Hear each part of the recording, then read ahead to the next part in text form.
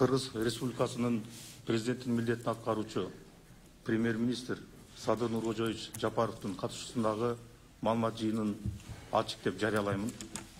Уважаемые коллеги, представители средств массовой информации, мы начинаем пресс-конференцию с участием исполняющего обязанности президента Кыргызской Республики премьер-министра Садыра Нуркожоевича Жапарова. Анда киришсөз Нуркожоевич сизге.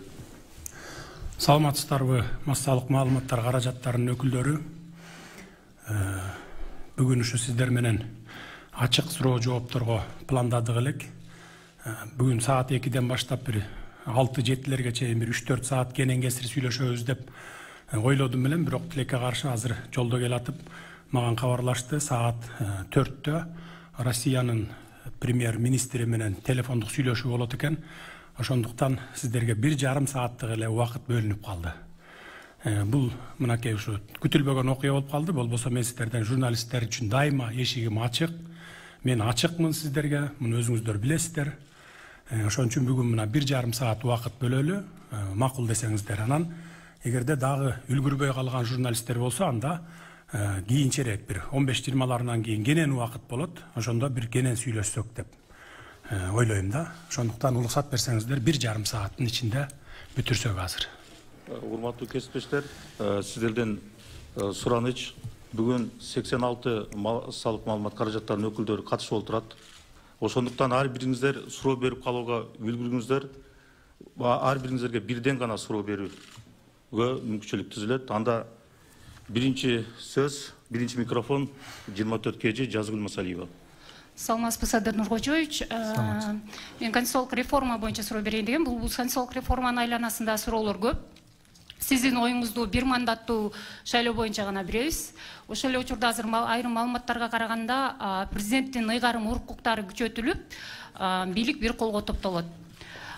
Бул диктатурага алып келбейби? Андан сырткары азыркы норма, конституциянын азыркы редакциясы боюнча президент бир эле мөөнөткө шайланат. Бул нормага дагы өзгөртүү киргизилеби же бир эле мөөнөткө президент болууга макулсузбу? Андан сырткары конституциянын редакциясы Венециялык комиссия тарабынан дагы жактырылганы туура. Эгерде ошондой эл аралык коомчулук тараптан жактырылбай калса, биз эл аралык коомчулуктун нараазычылыгына дуушар болбойбузбу? Рахмат сурооңузга. Конституциялык реформа боюнча бул жалгыз эле менин талабым эмес, бул элдин талабы.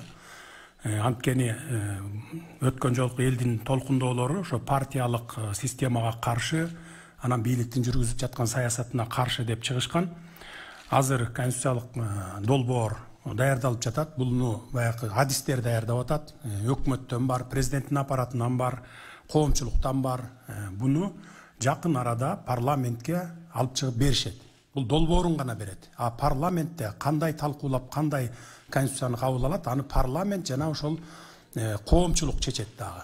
Мисалы, көз карандысыз эксперттер кирип сунуштарыңарды да берсеңер болот. Биз мунун баардыгына өкмөт жана аппарат баардык шарттар түзүп берет. Ал эми бир мандаттуу боюнча болсо, бир мандаттуу деп муну элдин талабы, бул менин талабым эмес. Бирок биз баардык жактын, баардык саясий күчтөрдүн жана баардык саясатчылардын, айрым саясатчылардын талаптарын камтып кетип атабыз. Анткени бир мандаттуу эле эмес, менин билишимче, маган берген маалымат боюнча партиялык дагы болот. Азыр ошол долбоорунда 35 бир мандаттуу округ болсо,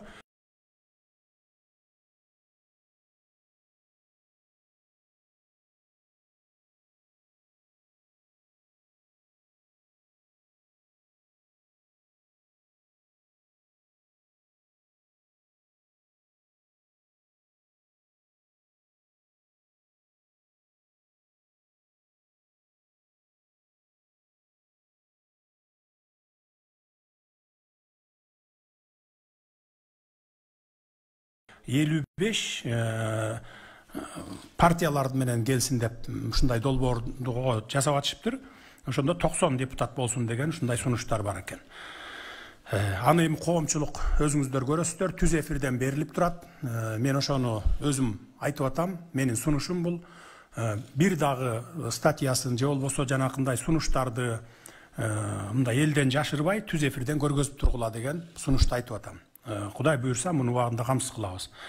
Анан эми диктатура болуп кетпейби, жаңы конституция кабыл алынса эле деген бул ойдон алыс өзүңүздөр 30 жылдан бери 3 жолу көрдүңүздөр. Анан кийин мен деле өзүм мен болом бертең же башка болобу, аны диктатура орнотоюн деген мен эгер Кудай буйруп болуп калсам, андай ниетим жок. Бизди билесиздер, мына 2 жолку революцияда диктатура орнотууга аракет кылгандар дагы болгон.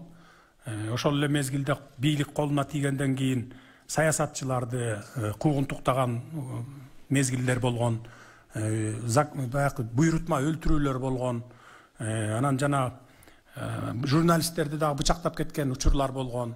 Бул жолу мен бардыгына ошо суранып айтып аттым, саясий куугунтук болбосун деп ачык дагы айттым, муну көрдүңүздөр. Саясий куугунтуктарды журналисттердин бирөөнө дагы эч ким тийбесин, ар ким өзүнүн баягы ойлорун ачык жана айкын айтып турганга шарт түзүп берели деген талаптарды койдум. Мына бүгүн мындан ары да ошондой талаптар уланат. Эч кандай диктатура же болбосо бирөөнү куугунтуктоо болбойт. Второй микрофон Айдан Абдубаитова, Кактус Медиа. Даярдансын биринчи микрофон Дефакт Амантур Мусагулов.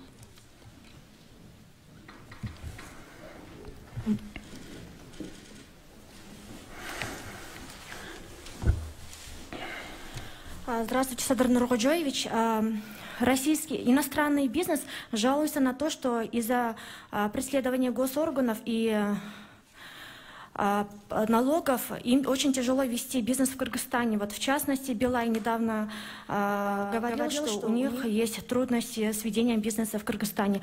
Вы как вот человек, который сейчас находится у руля страны, какие планы у вас по тому, чтобы скорректировать работу госорганов в отношении бизнеса? Ну, скажите, пожалуйста, вот именно с кого, кто вот преследует иностранный бизнес? Какой орган, например? ГКМБ, Финполиция или МВД? Вы же говорите, что иностранный бизнес там кто-то преследует. Кто именно? Нет, не преследуют, но создают такие условия, что им тяжело развиваться здесь, в Кыргызстане. Вот ваши планы по поддержке иностранного бизнеса в стране? Мындайда, иностранный бизнес элемес, бүтүндөй инвесторларды мейли ал башка өлкөдөн келеби, же болбосо мындай жеке келеби, бардыгын мен айтып атам го, биздин эшигибиз ачык деп. Мына ошол эле күч органдарына мен айтып атам, бир дагы инвесторду куугунтуктабагыла, тескерисинче бардык шарттарды түзүп бергиле деп атам. Анан биз мындай эме кылсак да, урматтуу журналисттер, бардыгын факты менен сүйлөсөк да, мынакей мисалы сиз айтканда, кайсы бизнес, кайсы өлкөнүн бизнеси, мисалы инвестору мисалы куугунтукка алынып атат, же болбосо бут тозулуп атат дегенде ошондой. Ал эми баягы кээ бир салыктарды жашырган, же болбосо ошондой бир кылмыш иштери бар компаниялар болсо, бул башка маселе. А так мындай бардыгын биз коргогонго, мына мен өзүм башында туруп коргоп бергенге биз даярбыз. Эч кандай куугунтук болбойт. Мына ушу акыркы бир айда мен 100дөн ашык инвесторлорду кабыл алдым. Ошолордун баягы 50-сү крупный бизнес менен келген инвесторлор да. Алар уже мурда келип жүргөн экен, эми мурда билесиздер, бери ылдый жактагылар эле акча сурап, керек болсо ушу президентке киргизиш үчүн $50,000 сурачкан. Мен $50,000 бересиң, президентке киргизип берем, сенин инвестицияңды салабыз, бизнесиңди андан ары жүрүшүнө мен аягына чейин контролдоп берем деп, бери жактагылар ушинтип бир эле киргизип чыгарыш үчүн ошондой болчу экен. Андан сырткары анан доля сурашчу экен. Ну, муну мен деле мындай угуп билип жүрчүмүн. Бардыгына мен айттым, мындан кийин андай болбойт. Инвестор келсе, мындай жеке адам аны мындай крышавать этем, тигиндем, минтем дебейт. Мамлекет менен инвестордун ортосунда келишим болот. Эртең Эшмат келеби президент болуп, же Ташмат алмашабы, баягы инвестор ошо бойдон дагы ишин улап кетиш керек да. Мамлекет менен экөөнүн ортосунда келишим болуш керек. То есть мындайча айтканда мамлекет баягы көзөмөлгө алып бериш керек да алардын инвестициясын жана ошо бизнесин. Инвестордун дагы, мамлекеттин дагы кызыкчылыгы бирдей сакталыш керек. Рахмат. Дефакт Амантур Мусагулов. Даярдансын экинчи микрофонго Акмарал Борукеева, НТС. Саламатсызбы, Садыр Нургожоевич. Биринчиден эми өзүңүздүн президенттин милдетин аткаруучу ыйгарым укуктарыңызды токтотуп, аламан жарышка аттанып атабыз. Ийгилик каалайбыз. Ал эми менин берейин деген суроом төмөнкүчө. Бүгүнкү күндө азыр интернет тармак абдан өнүккөн. Ушул социалдык тармактарда эл ичинде коомдун кызуу талкууга кабылган сөз бул тышкы карыз боюнча болуп атат. Мына ушул тышкы карыздын мөөнөтү жакындап калгандыгына байланыштуу көп сөз болуп атканын өзүңүз дагы билесиз. Анан сиз өткөндө ушу кен байлыктар боюнча жеринде таанышып жүрүп, түштүк жергесине барганда биз тышкы карыздарды өзүбүздүн ресурстар менен, тагыраагы кен байлыктар менен төлөсөк дагы болот экен, ушул жолу дагы бар экен деген сөздү айттыңыз. Сиз ушинтип айтып оозуңузду жыйганча эле коомчулукта Садыр Жапаров тышкы карызды төлөө үчүн нарындагы жетим тоону берген аттыр деген сөз дагы эл арасындагы аябай талкууга алынып кетти. Мына ушул боюнча эгерде сиз Кудай буйруп президент болуп калсаңыз, тышкы карыздарды төлөө боюнча нарындагы жетим тоону башка өлкөнүн жарандарына же болбосо сырттан келген инвесторлорго бересизби же бербейсизби? Сурайын дегеним мындай болот, Садыр мырза, сиз ушул кумтөр маселеси боюнча аябай чоң резонанстуу материалдарды көтөрүп куугунтукка кабылгансыз, аны коомчулук дагы билет. Эртеңки күнү жетим тоонун тагдыры кумтөрдүн тагдырындай болуп калбайбы? Жана өзүбүз ушуну иштетсек болобу? Рахмат, жакшы суроо бердиңиз. Жетим тоонун 1% эмес, 1 тал куму берилбейт. Куму берилбейт. Өзүбүз иштетебиз. Жетим тоо мененби же башка жак мененби, башка ресурстарыбыз менен Кытайдын карызынан кутулуу жолдорун биз издеп атабыз азыр.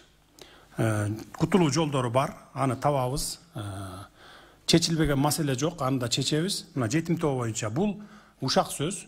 Жетим тоону берет экен деп. Мен муну кумтөрдү жакшы эстетип кеттиңиз.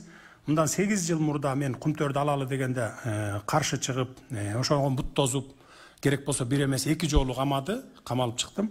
Мына эми 8 жыл өткөндөн кийин кап ошол мезгилде Садыр Жапаров туура айткан экен.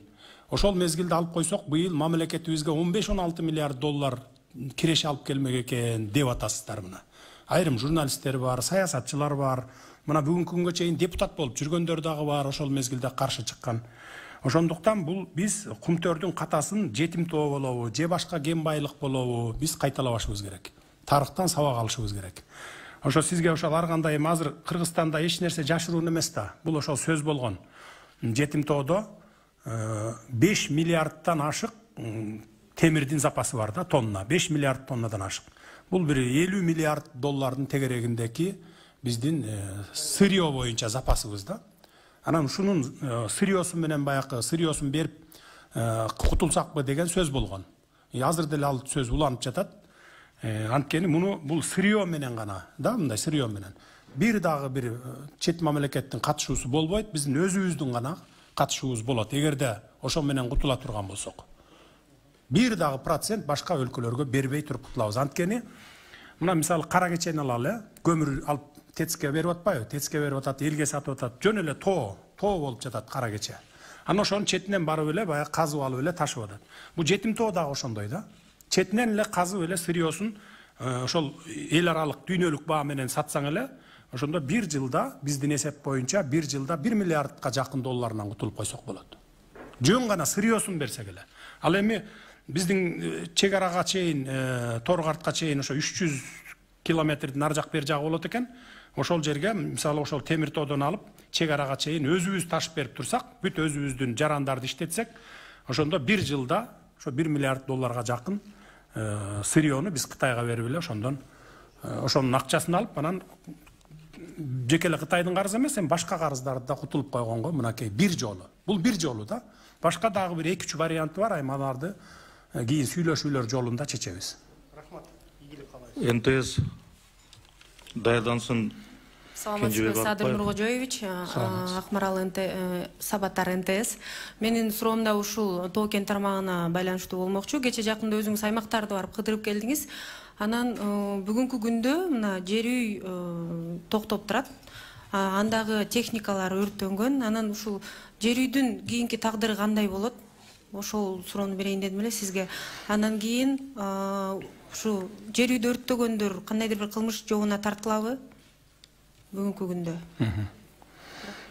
Бизде буга чейинки лицензия берилип иштеп аткан баягы кен байлыктар иштейт мындан ары дагы. Жер үй, анын ичинде жер үй да бар. Мен өткөндө Алабукка чаткалды кыдырып келдим. Ошол иштетпей аткан элди барып, эл менен сүйлөшүп, мындай жакындан сүйлөшүп, аларды макул кылдым. Ошол келип иштеп аткан, мурда иштеп аткан ишканаларга тоскоол болбогула, мындан ары дагы иштесин деп. Мурун берилип калган лицензия иштеп атат, ишмердүүлүктөрүн жүргүзүп атат. Аларды токтотуп койгондон мамлекет дагы, биз дагы, алар дагы, анан эл дагы пайда көрбөйт да. Бул только зыян тартат. Ошон үчүн азыр Алабукка чаткалдагылар бар ишке киришти. Жер үй боюнча дагы сүйлөшүүлөр жүрдү. Мен Таласка Кудай буйрса барганда эл менен да жолугам. Аяка дагы түшүндүрүү иштерин жүргүзөбүз. Жер үй дагы иштейт. Ал эми баягы мамлекеттин элдин кызыкчылыгын ошо иштеп баштасак, кийин отуруп алып туруп анан чечебиз деп атабыз да. Анткени бир сыйра бардык ошол жер кен байлыктар боюнча биз ревизия жүргүзүп, текшерип көрүп, мындай ичинен текшерип көрүшүбүз керек да бардыгын. Андан кийин отуруп алып макулдашуулар жолу менен тартып албайбыз, басып албайбыз, же болбосо баягы зордоп албайбыз. Макулдашуулар жолу менен эл дагы ыраазы, мамлекет да ыраазы, инвестор да ыраазы болгудай кылып чечебиз деп атабыз. Буюрса чечилет. Ал эми өрттөп кеткен боюнча, жанагы техникаларын өрттөйүптүр, дагы бирдекелерин, имуществолорун өрттөйүптүр деп атат. Аларды териштирилип атат азыр. Азыр жаңыдан териштирүүлөр башталды. Аны кийин сиздерге маалымат беребиз дагы. Кенжебек Арыкбаев, Айгай пресс, даярдансын Супер КЖ маалымат агенттиги. Рахмат Нуразы. Айгай пресс кесинин башкы редактору Кенжебек Арыкбаев. Урматтуу Садыр Нуркожоевич, сиз жакында жакынкы учурларда эл менен болгон жолугушууларыңызда өзүңүздүн мамлекетти өнүктүрүүгө болгон асыл максаттарыңыз бар экенин, ошол эле учурда бир жылдын ичинде өлкөбүз оң жагына өзгөрөрүн, аны эл сезерин, ушундай сыяктуу жакшы убадаларыңызды бердиңиз.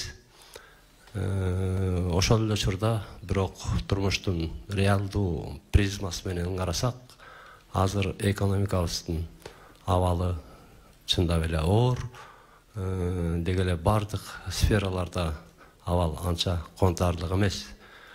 Мына ушундай кырдаалда сиз эгер чындап эле сиз айткан жанагы асыл тилектериңизди ишке ашырып, өзүңүздүн миссияңызды ыраттуу өтөсөңүз, анда сизге ким болбосо дагы бардык тараптан кандай алкоолор айтылса да жарашат. А эгерде андай болбой калса, коомчулуктун назарында кандай пикирлер күтүп турганын өзүңүз деле түшүнүп турган чыгарсыз. Ошондуктан сизге ийгилик. Ал эми мен сизге берейин деген суроом, 5 октябрда эл парламенттик шайлоонун ыплас өткөндүгүнө байланыштуу көтөрүлдү. Аянтка 1000 адамдар чыкты. Алардын арасында сиз дагы эң биринчи алдыга акыйкатты, адилеттүүлүктү, калыстыкты коем деген пикирлериңизди байма-бай айтып жаттыңыз. Ошол эле учурда, ошол аянтка чыккандардын арасынан саясий лидерлер дейинчи, айрымдары мамлекеттик жооптуу кызматтарга барып отурушту. Кээ кайбири сиздин алдыдагы президенттик шайлоо штабыңыздын бир олуттуу бөлүгүн жетектеп турган ниетте турат. Дагы бири болсо жакынкы учурларда сиз менен тандем түзүүгө үлгүрдү. Бирок ошолордун арасынан бир адам, жөнөкөй адам эмес, жаманбы, жакшыбы, мамлекетти башкарып, бийлигин тынч жол менен өткөрүп берген, өлкөбүзгө стратегиялык эри долбоорлорду киргизип, мамлекетибиздин түпкүлүгү үчүн жакшы бир нерсени бере турган долбоорлорду аяктаган адам өзүнүн жакын бир 2-3 кишиси менен азыр ошол апрель окуясында массалык башаламандыкты уюштурган деген кине коюлуп абакта турат. Анан айтайын дегеним сиз Сурооңуздарды кыска берсеңиздер. айтайын дегеним сиз буюрса мамлекеттин башчысы болом деген ниетте турган адам катары жана өзүңүз айткандай адилеттүүлүк менен акыйкатты, калыстыкты алдыга коем деген инсан катары ушул көрүнүшкө кандай карайт элеңиз? Рахмат. Рахмат, сурооңузга түшүндүм. Биз кыргыз мамлекети, кыргыз элинде жашаган адамдар, аз эле элбиз да. Анан баарыбыз бири-бирибизди жакшы тааныйбыз. Анан кыргызда жакшы сөз бар да, сураша келсең тууган чыгабыз дегендей эле. Мындай чырмалышып калганбыз да баарыбыз. Анан кийин ошондой болуп туруп, анан бири-бирибиз менен чабышып, бири-бирибизди куугунтуктап, улам бийлик алмашкан сайын эски бийликти куугунтуктаган. Бул туура эмес да, сиз баягы түрмөгө камалгандар жөнүндө айтып атасыз, бирок апрель окуясы деп кеттиңиз да. Апрель окуясынын боюнча ким камалып жатат? Октябрь десеңиз ошончу. Анан эми алардын баары чыкпады. Мына мисалы Курсан Асанов камалган эле, алда үй камагына чыгыптыр. Мен мурда күнү массалык маалымат каражаттардан уктум. Андан башка камалгандар, жаш балдар камалган чыкты. Мен тескерисинче мына баардыгын айтып атам. Камабагыла эч кимди, куугунтуктабагыла деп атам. Бири-бирибиз менен баягы чабышып жүрүп, мына 30 жылдан бери мамлекетибизди сазга батырыппыз. Эми андан көрөкчө саясатты таштайлы дагы экономика менен заниматься этели деп атам. Экономика менен убактыбызды ошого коротолу деп. Саясий куугунтук кылгандан, бирөөлөрдү камагандан, түрмөлөрдү толтургандан биз эч пайда таппайбыз. Муну мен адилетсиздикти, мыйзамсыздыкты бир эмес эки жолу камалып чыккан адам катары мен жакшы билем. Мен жон терим менен сезген адаммын. Ошон үчүн саясий куугунтук, же болбосо журналисттердин бир айткан сөзү үчүн куугунтук, же болбосо граждандардын бир айткан өзүнүн ачык оюн жазган үчүн куугунтук болбойт. Мурда мисалы Facebook'та ачык жазып койсо, кечирим суратып, үйүнө чейин барып, ушундай болуп атчу, туурабы? Эми мындан ары андай болбойт. Мен бардыгын айтып атам, андай кылбагыла. Ар ким өзүнүн оюн ачык айтсын деп. Эгерде чын айткан болсо, биз реакция жасайбыз. Сөзсүз түрдө териштиребиз. А эгерде калп айткан болсо, бир күн баягы резонанс болот, 2 күн резонанс болот. Анан калптын казаны кайнабайт дейт, бир 3 күн, 3-үнчү күнү уже ал калп экени билинип калат да. Мына акыркы 1 айда биз муну далай жолу мен башыман өткөрдүм. Мына менин сөздөрүмдү деле бурмалап, эптеп баягы бир тескери жагынан көргөзгөнгө аракет кылышты. Бирок бир 5-10 күн мындай пиар болуп туруп, катуу пиар болуп туруп, андан кийин эле анан коомчулук азыр 21-кылымда баары тең билет. Баягы саясатты жакшы түшүнүү деңгээлдери өсүп калган, жаштардын, элдин дегендей. Мына ошон үчүн биз тараптан, бийлик тараптан куугунтук болбойт мындан кийин. Бир адам жөнүндө сураган. Суперкейчи. Бир адам. Атын айтсаңыз, мен аны. Алмазбек Шаршенович. Ал эми бул баягы Азиз Батукаев боюнча камалбады беле. Андан кийин Кой Таш окуясы боюнча да кылмыш иши бар экен. Анан мен муну оюмду айтканмын, өзүңүздөр билесиздер. Колдон келсе үй камагына чыгарып койсо, анан ош жерден сотко барып, сотто күнөөлүү болсо, башка иштер боюнча анан ош жерден акталып чыкса деген оюмду айткам. Бирок бу соттор, прокурорлор ошону күнөөлөп аткандарды мен мисалы мындай кыл, сен тигиндей кыл деп айта албайт экем да. Эгерде менин колумда болсо, менин толук укугум боло турган болсо, эртең үй камагына чыгарып коет элем мен. Бирок эми азыр андай кылып үй камагына чыгар деп мен сотторго же прокурорлорго тапшырма берип ушундай кыла турган болсом, дагы айтып чыгасыңар да, жазып чыгасыңар да. Мына диктатура кылып атат, бийликти узурпация кылып алды деп эчтеке боло электе жазып чыктыңыздар айрымдарыңыздар. Анан дагы ошондой болуп кетпесин деп эле мен баягы сактанып турам да. Аныңызга кошулам, бирок деген мен ал башка жумуш. Биз башында айтканбыз, бирден гана суроо деп сиздерге эскертилген.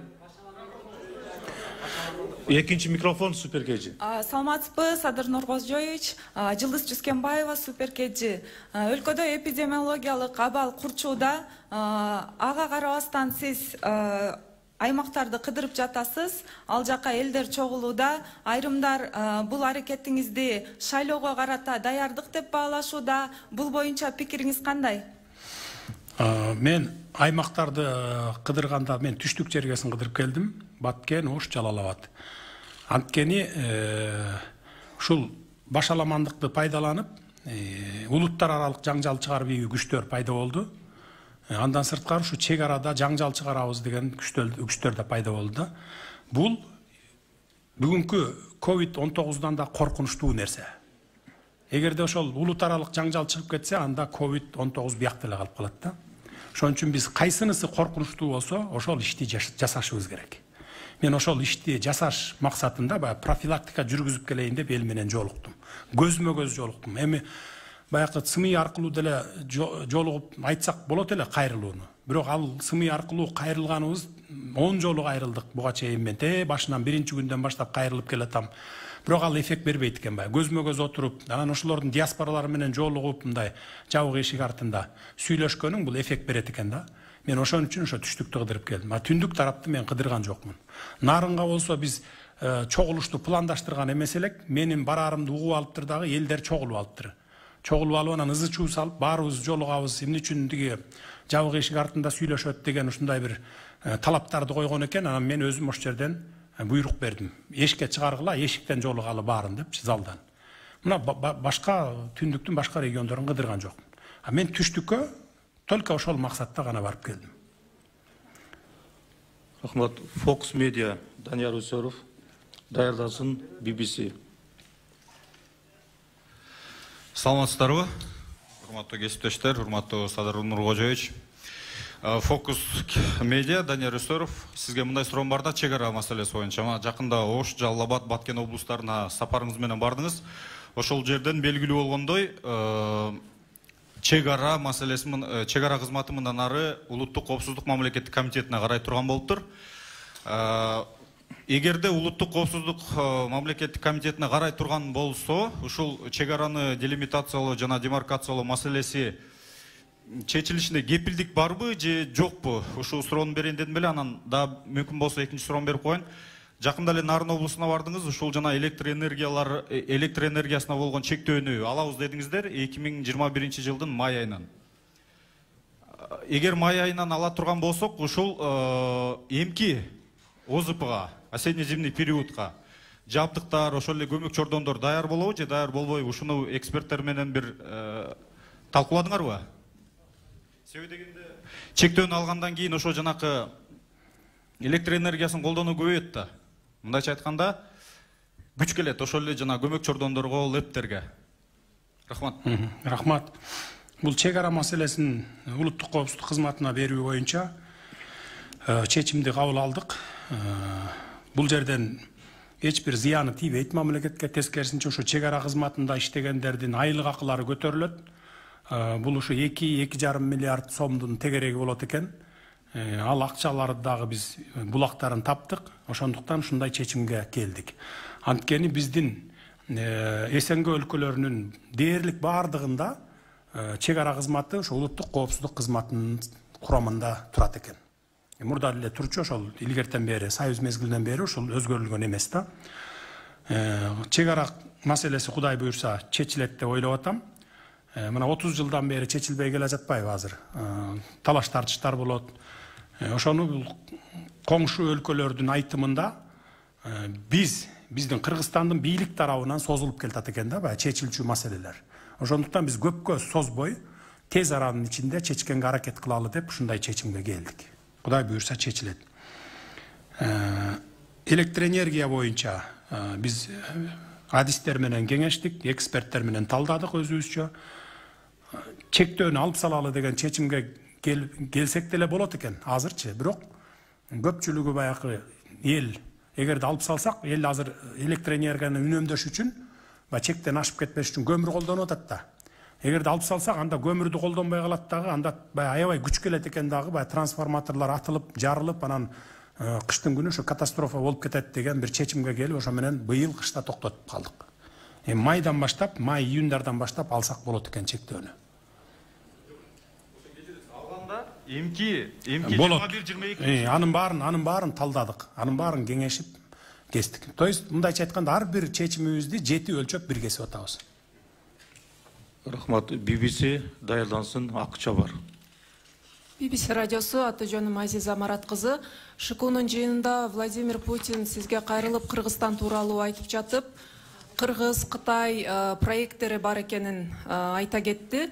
Сиздин оюңуз ушул Кытай менен болгон проекттер боюнча, мындан аркы анын жүргүзүлүшү боюнча максаттарыңыз, пландарыңыз кандай болот? Ошол жыйында дагы мен айттым, улантылат. Биз мурдакы өзүбүзгө алган милдеттерибизди жана кол коюлган макулдашуулардын баардыгын ишке ашырганга аракет кылабыз. Ар бир ушу долбоор мейли кайсы мамлекет болбосун, Кытай менен, Россия менен, коңшу өлкөлөр менен же жана башка Европа өлкөлөрү менен болгон макулдашуулардын баардыгы улантылат. Акчабар даярдансын, Элдик медиа. Саламатсызбы, Садыр Нуркожоевич, Акчабар финанс порталынан Мейир Майникеева. Садыр Нуркожоевич, айтып кетсеңиз, сиздин геосаясатыңыз кандай, негизги планы кандай, негизги саясат боюнча? Анан буга чейин Эркин Асрандиев, мурунку вице-премьер-министр, сиз менен эмне үчүн кызматташуудан баш тартканын ачык айтып жазган. Бул сиздин эжекеңиз Райгүл Жапаровага байланыштуу болгондо, бул боюнча да комментарий берип кетсеңиз, рахмат. Рахмат. Геосаясат боюнча биз адистер менен, аксакалдар менен, баары менен кеңешип иш алып барып атабыз. Жаңылбай, жазбай иш алып барууга аракет кылабыз. Эркин Асрандиев боюнча болсо, мен муну ошол таануучу эмесмин. Баягы вице-премьер-министр болуп иштегенин дагы билген эмесмин. Жаңы биз биринчи күндө бийликке келген күндөн баштап мен ошол вицелердин немелерин алдым, резюмелерин. Алып анан биринчи ушуну же болбосо жанакы азыркы Минэкономика Санжар мырзаны ушул экөөнүн бирөөнү биринчи вицеликке сунуштаган. Сунуштаганда бул өзү баш тартыптыр. Андан кийин Санжар мырза да баш тартыптыр. Андан кийин анан үчүнчү жолу Артем Новиков макулдугун берген экен, бирок мен өзүм сүйлөшкөн эмес элем, ушу аппарат сүйлөшүп, анан биринчи вицени Артем жетектеп калды, биринчи вице Артем барып калды. Бул Эркин Асрандиевдин жазган сөзүн окудум. Эжем боюнча жазган экен, банкты жетектеген, анан баягындай акчаларды чыгарып кеткен, андай мындай депчи. Бул өзү толук маалыматы жок, баягы мага оппонент катары жүргөн саясатчы экенин билдим ошол убакта. Мунун баардыгы менин эжекем боюнча саясий заказ болгон. Мунун баардыгынын ишин кылмыш иши жашыруунда эмес, ачкан заказ менен ачкан кылмыш иши. Барып таанышып көрсөңүздөр болот. Эгерде сиздерди кызыктырса, мен өзүм деле ошо копияларын алып сиздерге толук берсем болот. Ошол жерден анан көрөсүздөр да. Мурдакы саясий бийлик. Мен эми 8 жыл, 10 жылдан бери куугунтуктабадым. Мен эле эмес, бүтүндөй бир туугандарымды, үй бүлөөмдү, жакын досторумду куугунтуктады, кызматтан алды. Бардыгы кээ бирөө качып чет өлкөлөрдө жүрүштү. Так эле ошондой сыяктуу мына менин бир тууган эжем да ошондой болгон да. Бул Асрандиев ошол банкты баягы жоюлган кезде банкка неме болгон турбайбы, жана консерватор деп коебу, консерватор болгон экен да. Анан ошондо ошол баягы козголгон кылмыш ишин окуп алып эле баягы биринчи жазганга эле обычно баягы эл дагы ишене берет го, жамандап жазса эле ишене берет, анан кийин баягы чындык чыгат, убакыт өтөт, чындык чыккандан кийин анан кайра мындай турбайбы деп калат да. Сиз дагы ошондой ойлоп атасыз, болушуңуз керек да. Көпчүлүктү суроосу. Элдик медиа, андан кийин Марва ТВ. Элдик медиа порталынан Баисова Жылдыз, саламатсызбы, урматтуу Садыр Нуркожоевич. Райым Атраимов боюнча чечимди мен кабыл алдым дедиңиз эле. Ошондо сиз сотторго чалдырыппы же айттырып Матраимовду камабагыла деген болосуз да.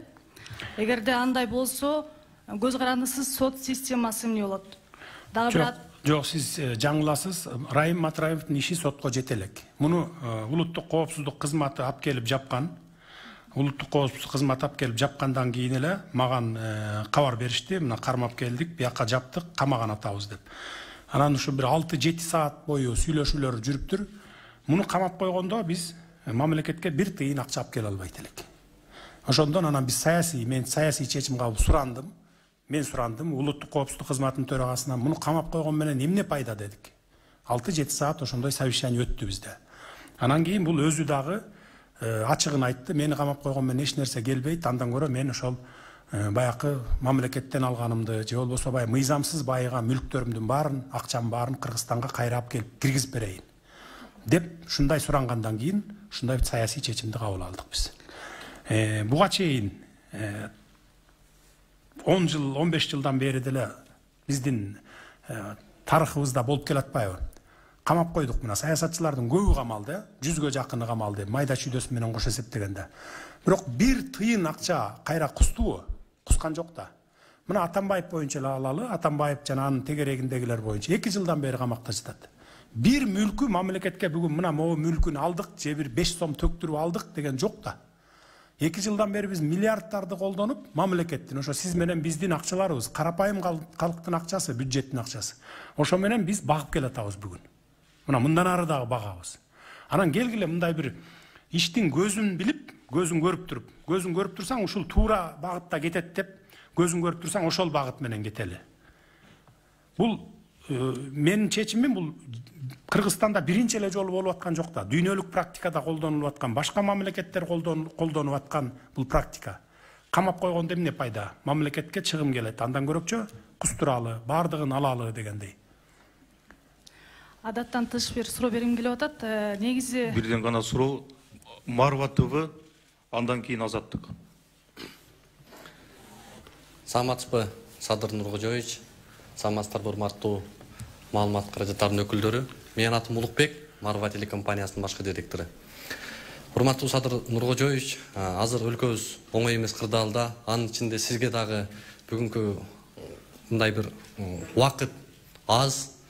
Ошол себептен бизде бир ушул эң көйгөйлүү болуп аткан бийликке эң ишенбестиктин башаты ушул аймактардан башталып атат.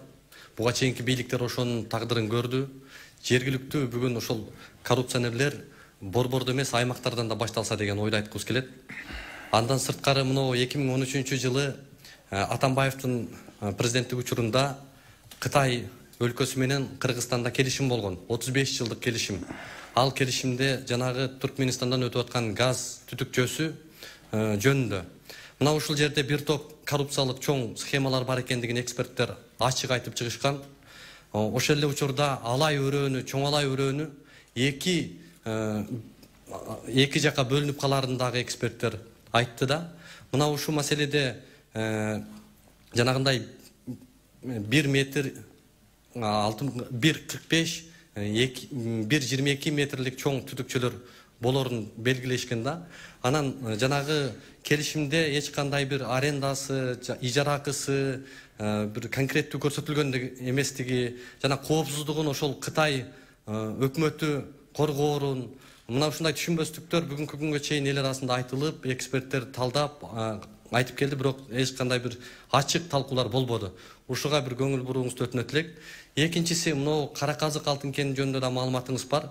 Мына ушул мурдагы президенттин учурунда да ушул маселени койгонбуз, фактыларды алып барып далилдеп астына тыштаганбыз, бирок тилекке каршы бүгүнкү күнгө чейин бир натыйжалуу жыйынтык болбоду.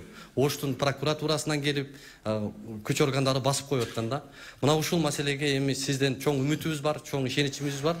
Ушундай аймактардагы чоң уурулуктарды ооздуктайт деген үмүттү айткыбыз келет. Рахмат. Рахмат. Эми аймактарда дагы аймактарга да жетебиз. Коррупция боюнча биз эми ишибизди жаңы эле баштадык да. Анан баягы жаңы эле төрөлгөн баладан эле мындай салыштырмалуу айтканда, силер тур сен чуркап кет бас деген эле талапты койбой кое тургула, эми жетели эми кичинага чейин. Азыр жаңы эле ишти баштадык. Газ түтүкчөсү боюнча муну изилдеп чыктык. Мурда $4 менен 1000 куб метрине баягы $4 деп түзүлгөн экен эң биринчи келишим. Андан кийин 3-кө түшүптүр, анан кийин 2-ге, анан азыр 1,8-ге ошондойго чейин ушундай түшкөн экен да. Бул эми баягы коррупциялык элементтери бар экен. Мен ойлоп атам, азыр кайра сүйлөшүүлөрдү жүргүзүп, бизге эл аралык баа менен гана коюп бергиле, башка эч бир жекече ишкердин же болбосо бир бийликтин тууган уругунун эч кандай кызыкчылыгы болбойт. Бир гана мамлекеттин кызыкчылыгы болот, бирок ошол эл аралык тариф менен болсун деген талапты коелу деп атабыз да. Биз ошону алдын ала сүйлөштүк, баарын изучать эттик. Бул боюнча маселени чечебиз. Бирок бул түтүкчө салыныш керек. Бул бизге эле эмес, кошуна өлкөлөргө, бардыгыбыз элге пайдалуу нерсе да булчу. Бул эчтеке бизден токош сурабайт, наоборот тескерисинче жылына бир 100 миллион тегерегинде, доллардын тегерегинде пайда алып келе турган нерсе. Анан ошол жергиликтүү Азаттык, андан кийин даярдансын коом пресс. Бирок жергиликтүү элге ошону койсо болобу, жергиликтүү эл пайдаланса болобу ошол газ түтүкчөсүнөн? Эми аны ошол салынуу баягы стройканын жүрүшүндө көрөбүз. Андай ар кандай варианттарды сунушташты азыр эксперттер, адистер. Аны ушул эми токтоп турат, алчы азырынча токтоп турат. Баягы пандемиядан кийин токтогон экен, анан ушул биздин баягы коррупциялык моменттер баягы аралашып кеткен да адамдарыбыз. Ошондон анан токтотуп койгон. Негизи бул эки мамлекеттин ортосунда жүрүп аткан чоң проектлерге жеке адамдар киришпеш керек да. Мейли диги жакыны болобу бийликтин, же болбосо алысы болобу, же досу, же болбосо тууганы болобу, андайлар кийлигишпеш керек. Андайлар кийлигишип кеткен чоң проектлер сөзсүз токтоп калат да. Ошон үчүн биз Кытай мамлекети менен Кыргызстандын ортосунда эки мамлекеттин гана ортосундагы келишим болуш керек бул. Ортодо жеке адам аралашпаш керек да. Бул жерде жеке адам аралашып кеткен үчүн ошону токтоп калган. Биз муну кайра жандандырабыз. Азаттык. Саламатсызбы? Бакыт Төрөгелди уулу, Азаттык радиосунан. 90га жакын адамдын өлүмүнө себепкер болгон Курманбек Бакиев жана анын жакындарын кармап келип, аларды камап, Кыргызстандан чыгарып кетти деген кеминде бир 300 миллион долларды өлкөгө кайтаруу аракетин көрөсүзбү? Себеби учурда колуңузда бийлик бар, тиешелүү күч органдарынын жетекчилери дагы сиздин саясаттагы үзөңгүлөштөрүңүз да. 2010 жылкы окуя боюнча жалгыз эле Бакиевдер күнөөлүү эмес, башкалар дагы күнөөлүү болуп калат да, эгерде мындай чындап адилеттүүлүк менен териштирсек. Эми ал кылмыш ишине жете элекпиз. Биз аны үчүн анын баардыгын кайрадан баягы көтөрүп чыгып, каратып, изилдетишибиз керек да. Ал эми баягы 300 миллион боюнча мен караштырайын, эгерде документтери баардыгы баягы неме болгон болсо, мунун артынан түшөбүз. Азыр ага жете элекпиз.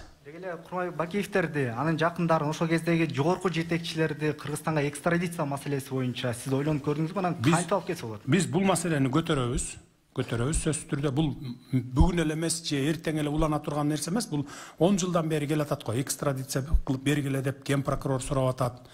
Алмазбек Атамбаев канча жолу айтты. Андан кийинки бийлик деле айтып атат. Бирок буга мен азыр жете элекпиз да. Bir iştegenimiz, толук кандуу iştegenimiz 10 эле 15 күн болду гана. 10 эле күн болду. Позициям мен ошо улантам ошол ишти. Мурунку бийлик ошо жүргүзүп келаткан ишти улантабыз.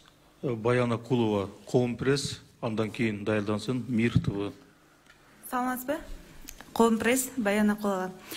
Садыр Нуркожоевич, учурда өкмөттүн кышка жана коронавирус боюнча даярдыгы кандай?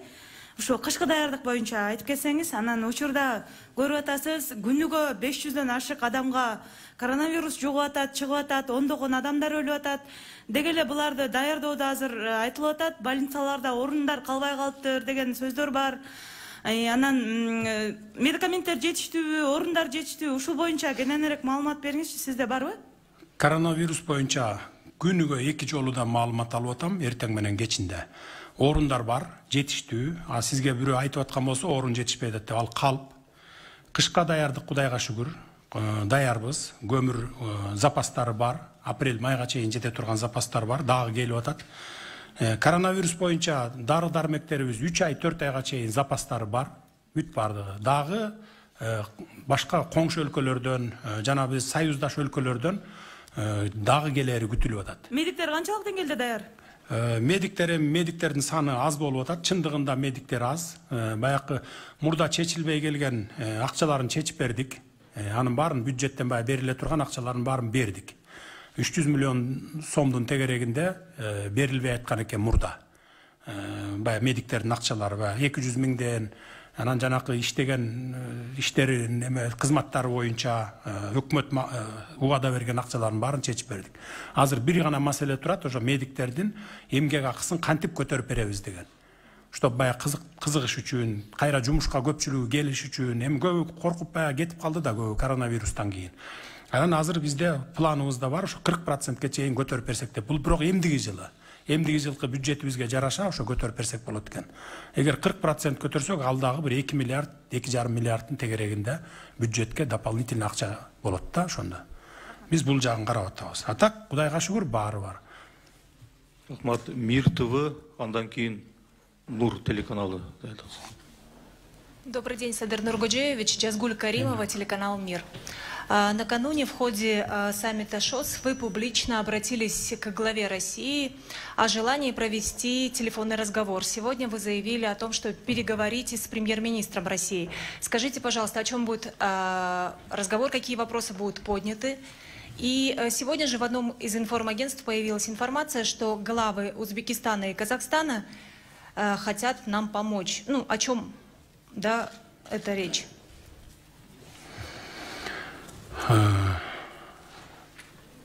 Бүгін Россияның премьер-министрі Жолдаш Мишустин менен болот. Сөз ал жерде айтыла турган маселелер бар, коомго айтылбай турган да маселелер бар. Ошол маселелер боюнча болмокчу сөздөр. Муну кийин угасыздар да. О 100 миллионах помощи будет речь или нет? Бул боюнча буга чейин да болгон. Бул мага жеткен маалыматтар боюнча бул маселе чечилген. Бул маселе боюнча сөз болбойт. Рахмат. Нуртовы, андан кийин Говоритовы. Нуртовы Каныбек Темир, саламатсызбы? Садыр Нургожоевич, мынакей тоо кен тармагындагы көптөгөн ишканалар азыр токтоп калганда, сиз азыр айтып атасыз жанданды депчи. Бирок мына ушул токтоп калганы бюджетке өтө ири чоң чыгымдарды алып келгени бул маалым. Анан жумушсуздар дагы отурат. Ошондо иштегендер, ушундан улам ушул иштер, ишканаларды кайра жандандыруу боюнча кандай аракеттер көрүлүп жатат жана коопсуздук маселеси кандай болуп атат? Анткени себеби айрым жерлерде кандайдыр бир топтун опузасы менен эле токтоп калгандар бар. Мына сиз азыр айттыңыз, түштүк жергесине барып келдим, алар иш жанданды деди, бирок эч бир жер иштеген эмес. Билбейсизби, билбейм.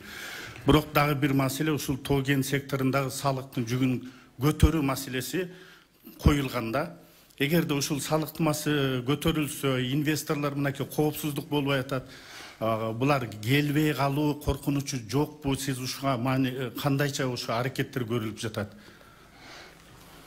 Тоо кен тармагы боюнча, мисалы сиз ошо Алабукка чаткалды кендер боюнча айтып атасыздар да.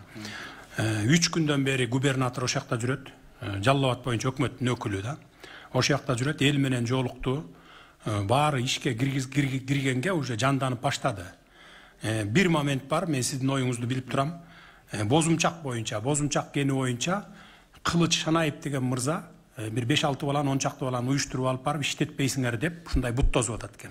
Ал баланы дагы мен мындай социалдык түйүндөрдөн жакшы тааныйм. Бүтүн Кыргызстандын активдүү мүчөсү. Ошондуктан мен ошол жигитке да кайрылып кетемин. Антип бут тозууңузду токтотуңуз. Ал бут тозууңуз жеке маган эле эмес, бүтүндөй Кыргызстанга, ошол аймактын элдерине болот да. Өзлөрүнө өзлөрү кылган болот. Андан көрө ошол тоо кен тармактары жанданып иштеш керек. Андан кийин анан биз, мен айтып атам дагы 5-6 айдан кийин, жарым жыл жазга чейин барып туруп, анан отуруп алып туруп сүйлөшөбүз. Элдин кызыкчылыгы, ошо жергиликтүү элдин кызыкчылыгын дагы камтыш керек. Кен байлыктар иштеген жерде. Мамлекеттин дагы кызыкчылыгын камтыш керек. Ошол эле мезгилде аларга дагы шарт түзүп беришибиз керек. Мына биз ошого чейин ошол Кылыч Шанаев мырзага айтат элем, бут тозбой, андан көрө тескерисинче жардам бергиле. Ошол жанданып токтоп калган тоо кен байлык немелери, баягы мекемелер иштеп кеткенге жардам бергиле деп айтат элем. Салык боюнча эмне кандай көз? Салык боюнча аны адистер менен кеңешип, жет өлчөп биргесели. Мен азыр айта албайм ал боюнча. Мен эми адис эмесмин. Рахмат. Говоритовы, андан кийин 7-чи канал. Саламатсызбы, Говоритова мультимедиалык агенттигинен Гүлназ Мединова. Финансы министрлиги тарабынан тышкы карызды төлөө үчүн элден каражат топтоо боюнча мыйзам долбоору даярдалгандыгы белгилүү болду. Албетте каалагандар каражат которсо болот, бирок ошол эле учурда буга каршылар дагы болуп жатат. Айтайын дегеним, мамлекеттин карызын элден чогултуунун өзү туурабы, сиздин пикириңиз кандай? Элден каражат топтоо боюнча мыйзам деген туура эмес, мыйзам долбоору даярдалды деген мыйзам эмес ал. Биз жөн гана каржы министри президенттин фонду деп счет ачты да банктан. Муну элдер суранды, бизнесмендер, колунда барлар, биз дагы баягы Кыргызстандын сырткы карызынан кутулуу үчүн салымыбызды кошолу деп суранган үчүн гана ачып койдук. Анан эми албетте каршылар дагы бар. Бирок каршыларды силер буга да силер да салымыңарды кошкула деп эч ким кыйнабайт да. Эч кимди кыйнабайт. Бул жөн гана ошо элдин суранычы менен ачылды. өткөндө жарыя болду, бирок баягы социалдык түйүндөрдө активдүү кетпей атат окшойт, мен көрбөй атам да. Муну биз сүйлөшөбүз. Бул ошондой максатта гана ачылды. Эч кимди кыйнабайт. Анан ошол жардам бергилериңер келгендер болсо, жиниңерди келтирбей эле койсоңор болот. Жардам берчүлөр бар да, эми элдин баары бирдей эмес да. Байлар бар, орто байлар бар, бизнесмендер бар, колунан келген мигранттар бар. Россия, Казакстан, Америка, Европада жүргөндөр. Мына ушулар үчүн гана ачылды. Ким өзүнүн баягы бити менен, өзүнүн немеси менен, каалоосу менен эгер жардам бере турган болсо деп. Биз муну ачпайт элек. Жөн гана ошол социалдык түйүндөрдө, ана мындай кайрылууларда ооз эки, кат түрүндө кайрылуулар бизге аябай көп келип түшүп атат да. Ошон үчүн анан ачып койдук. Мына каалагандар жардам берсе боло берет. 7 канал, андан кийин Вести KG. Саламатсызбы, Садыр Нуркожоевич, 7 канал, Айжигит Матраимов. Сиз бир ай мурда жарыялаган экономикалык мунапыска айрым саясатчылар, саясий серепчилер толук кандуу ишке ашпайт деген таризде пикирлерин айтышкан. Сиз өзүңүз ойлогондой жыйынтык берип жатабы? Рахмат. Кудай буйрса, мыйзам иштелип чыккан, ал азыр бүгүнкү күндө жогорку кеңештин кароосунан өтүп атат. Эгерде жаңылышпасам бүгүн өтөт болуш керек, толук кандуу 3 окуудан өтүп, мага келсе кол коюп коюп анан кетем. Бул боюнча экономикалык мунапыс боюнча мыйзам эртең бирси күндөн баштап күчүнө кирет. Анан мен ойлойм, бул ийгиликтүү ишке ашат. Ийгиликтүү ишке ашат деп ойлойм. Азыр пока мыйзам жок эле, мен аттарын атабай эле коеюн, жана бир айым суроо берди эле, ушу Райым Матраимов боюнча ошого кошумча кылып айтып коеюн. Бул Райым Матраимов төбөсү көрүнгөн гана адам болгон үчүн ушунчалык резонанс болуп атат. Төбөсү көрүнгөнү да бар, көрүнбөгөнү да бар башка саясатчылар дагы. Азыр кийин ушул айдынбы же кварталдын жыйынтыгы менен болобу, укук коргоо органдары жалпы элге коомчулукка отчетун берет. Ошондо көрөсүздөр да. Бул боюнча өзүлөрүнүн каалоосу менен келип баягы күнөөсүн билген адамдар өзүлөрү мына деп бул боюнча баягы мамлекеттен уурдаганын кайтарып аткан учурлар бар азыр. Пожалуйста, Вести KG. Здравствуйте, Садыр Нуркожоевич. Медина Купсалдаева, Вести KG. У меня следующий вопрос. Если в ходе борьбы с коррупцией выявится причастность Сооронбая Жээнбекова, будет ли он лишен статуса экс-президента и привлечен к ответственности? Бул сурооңуз боюнча, эгерде аны чындап эле оор кылмыштарга эгерде катыштыгы болсо, анда бардыгы мыйзам чегинде жооп берилет да. Мыйзам чегинде карайбыз. Азырынча андай эч кандай кылмышы жок. Рахмат. Назар Ньюс, андан кийин Факты KG. Мага деле берип койсоң болот эле. Нуркожоевич, ден соолуктарыңыз жакшыбы? Жакшы, Кудайга шүгүр. Садыр Нуркожоевич, мен Райымбек Матраимов тууралуу суроо берейин деген, бирок сиз Райымбек Матраимовдон башка кишиге кылмыш козголобу деген суроого өзүңүз азыр эле жооп берип койдуңуз. Мен сизге суроом, бул өтө оор да, бирок кимдир бирөө үчүн мен үчүн аябай оор. Садыр Нуркожоевич, саясаттын баары кара жерге кирсин, бирок акыркы учурда Кыргызстанда кырдаал аябай оор. Аны ак көз кара көздүн баары эле түшүнүп турса керек. Россия Федерациясынын президенти Путиндин көз карашынан карасак, Кыргызда силер аман эле болгула дегендей таризде калтырып атат. Албетте мамлекеттен акыркы 10 жылдагы урашына сиздин такыр тешеңиз жок. Бирок бул суроону берүү мен үчүн өтө оор. Бирок бул суроону беришим керек сизге. Сиздин оюңузча Кыргызстандын келечеги барбы? Бар. Кудай буйрса бардыгы жакшы болот. Кыргызстандын келечеги бар. Ишиңизге ийгилик. Рахмат. Факты KG, андан кийин сон буюнча сизге. Саламатсызбы, Нуркожоевич.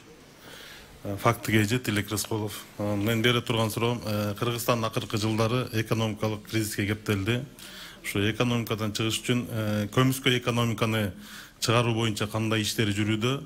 Ошол көмүскөгө кетишине себепчи болгон салык кызматында жана бажы кызматында кандай реформа жүргүзөм деген ойлоруңуз бар? Көмүскө экономиканы биз ачыкка чыгарганга бардык күчүбүздү жумшап атабыз. Бардык министрликтерге баягы онлайн закуп боюнча 3 айдын ичинде киргизгиле деген тапшырманы бергем. Бүгүнкү күнгө чейин болгону жана фонд госком имуществого гана киргизиптир. Калгандары ошол коррупциялык элементтер өзлөрүнүн баягы пайдасына түшүп аткандыгына байланыштуу киргизбей келатыптыр. Азыр дагы 2 айлык мөөнөтү калды. Муну Кудай буйрса киргизип бүтөбүз. Андан сырткары салык кызматтары боюнча фискализацияга киргизгиле деп, фискализация жүргүзөбүз деп кечээ күнү мына кечээ ушул убакта мен тапшырма берип келгем. Бул боюнча кечээ күнү иш башталды. Бул деген сөз ошо көмүскө экономиканы ачыкка чыгарып, мурда бир 10% гана көргөзүп жүргөн болсо, эгерде ушул системаны киргизсек 100%га чейин жетебиз, көргөзөбүз. Буга кичине убакыт керек болот экен. Мунун баарын бир күндө же болбосо бир айда эле жасап бүтө албайт экенсиң да. Буга убакыттар керек экен. 2 ай, 3 ай деген убакыттар.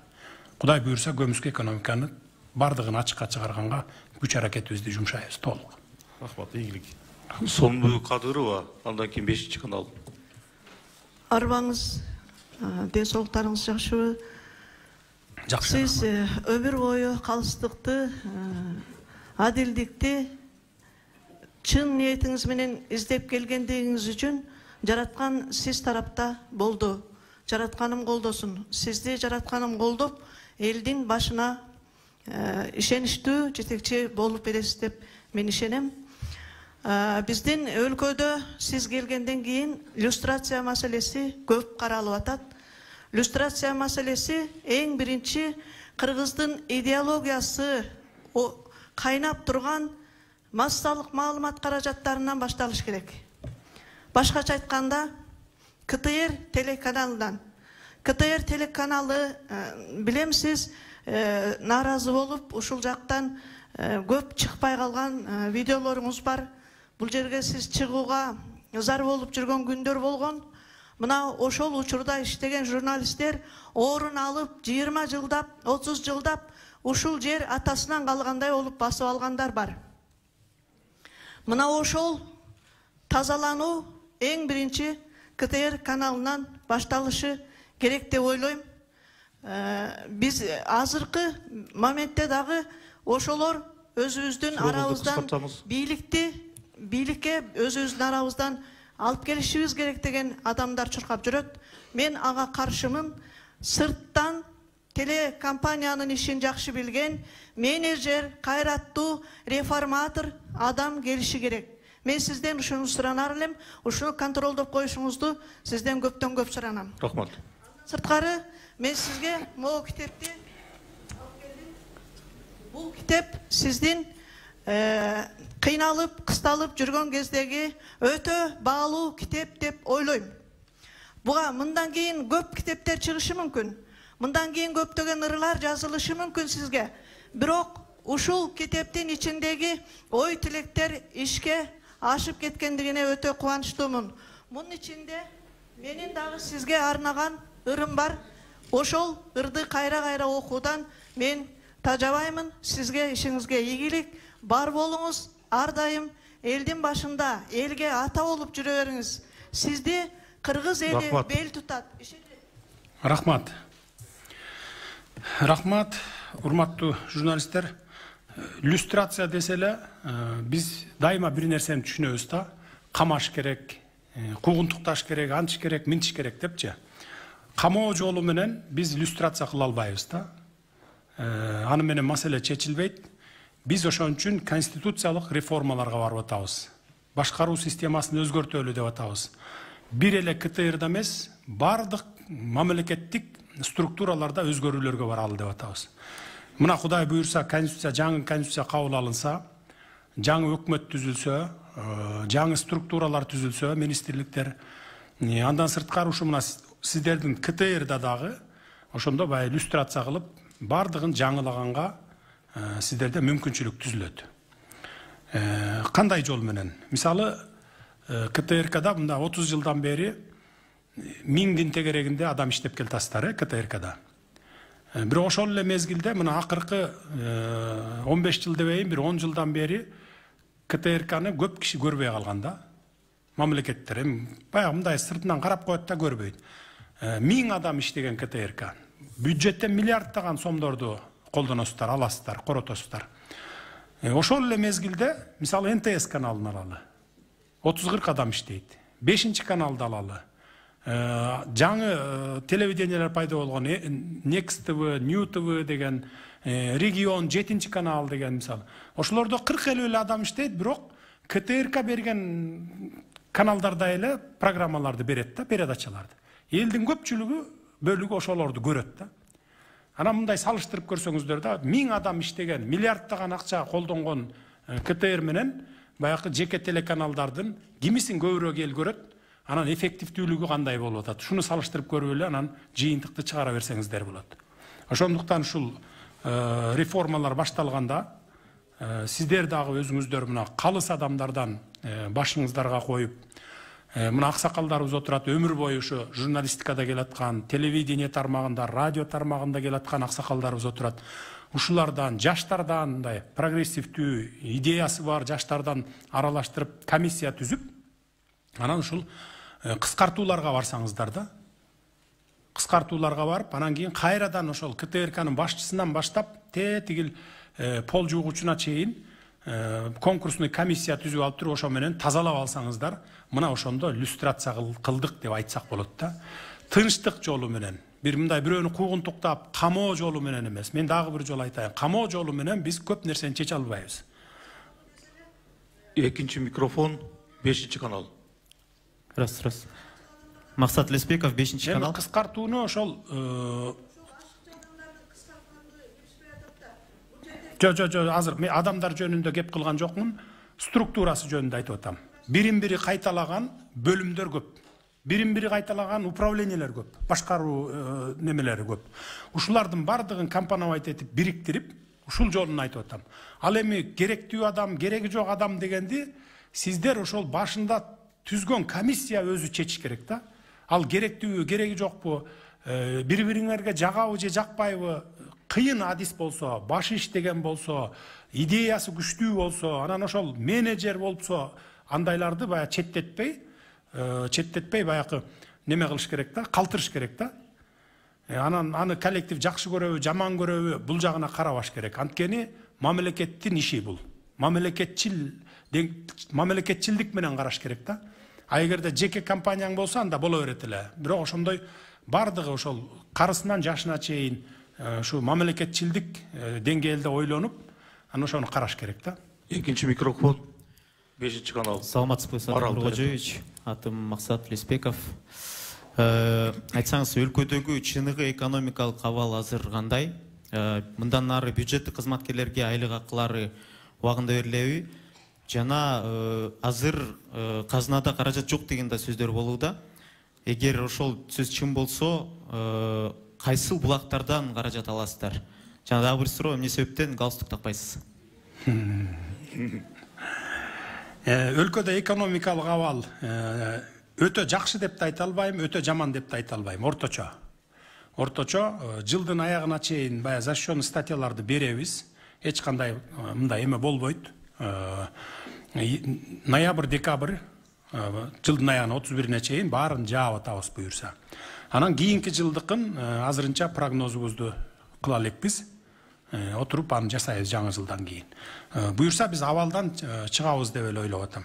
Ал эми мамлекеттик кызматкерлердин эмгек акысын көтөрүү бул азыр бизге эрте. Анткени анын үчүн биз бюджетибизди 2 эселеп, 3 эселеп көтөрүшүбүз керек. Алардын зарплатасын көтөрүш үчүн, эмгек акысын көтөрүш үчүн. Буга 1 ай, 2 айлык, 3 айлык убакыт жетпейт. Буга жылдар керек. 1 жыл, 2 жыл убакыт керек болот. Мына көмүскө экономикадан чыксак, биз чыгарсак баягы, анан бюджетибиз көтөрүлөт. Коррупцияны жок кылсак, бюджетибиз көтөрүлөт. Ошондон кийин гана көтөрөбүз деп айта алабыз. Азырынча аны айта албайбыз. Анан галстукту мен жөн эле таккым келбейт, мындай муунта берет да баягы, муун мындай улам тартып баягы неме кылган үчүн, ошон үчүн эле такпайм мен, башка бир причинасы жок анын. Кечээ тактым го мынакей. Шосто тагып отурдум, кой эми бардык өлкөлөр менен баарлашабыз, анан тагып отурайын деп. Биринчи микрофон, Марал радиосу. Саламатсызбы, Марал радиосунун кабарчысы Бахар Хакимова. Сизде израилдик лоббист компания менен $1 миллион келишим түздү деген маалыматтар тарады, чет элдик басмалар жазышты, өкмөт болсо муну расмий четке какты. Эгер андай болсо, аларга чара көрүлөбү? Анан бул иште эмне себептен сиздин атыңыз аталды? Жөнөкөй дагы бир суроо, акыркы жолу качан, кайсы китепти окудуңуз? $1 миллион боюнча бул мен жана айтып өтпөдүмбү? Bir айдын ичинде, акыркы bir айдын ичинде 100дөн ашык инвесторлор келди деп. Анын ичинде ошол ири инвесторлор да бар, орточосу да бар, анан баягы майда чүйдөлөр да бар деп. Ошолордун арасында маган алып кирген экен. Мен ошо эсимде жок. Кийин тактасам бир улгайган аксакал алып келиптир. Жөн гана сөз болгон. Мен баякы эле жалпыга айтып аткан, азыр айтып аткан сөзүмдү деле айтканмын. Биздин эшик инвесторлор үчүн ачык.